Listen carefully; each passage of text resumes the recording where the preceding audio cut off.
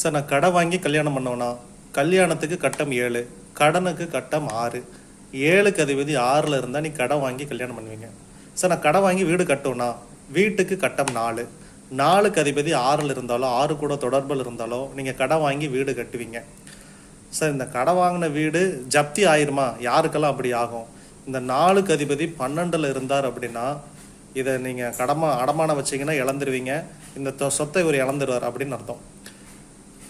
7க்கு உடையவரும் 12ல் இருந்தார்னா டிவோர்ஸ் ஆக இது யார் கணவன் மனைவி யார் ஜாதகத்தில் இருக்கோ அவங்க ஜாதகத்தில் வாய்ப்பு இருக்குது. இன்னொரு ஜாதகத்தையும் பார்த்து நம்ம முடிவு பண்ணிக்கலாம். 12ல் மேக்சிமம் எந்த கிரகமும் இல்லாமல் இருக்கிறது நல்லது. ஏன்னா 12க்குரியவர் எங்கேயாவது நல்ல வீடுகளில் இருந்துட்டார் அப்படின்னா தப்பிச்சிங்க. நல்ல வீட்டுக்கு அதிபதி இங்கே 12ல் மாட்டிட்டார்னா மாட்டிக்குவீங்க. உதாரணத்துக்கு லக்னாதிபதி 12ல் போயிட்டா ஆயுள் குறைவு. 12ங்கிறது வெரி டேஞ்சர்.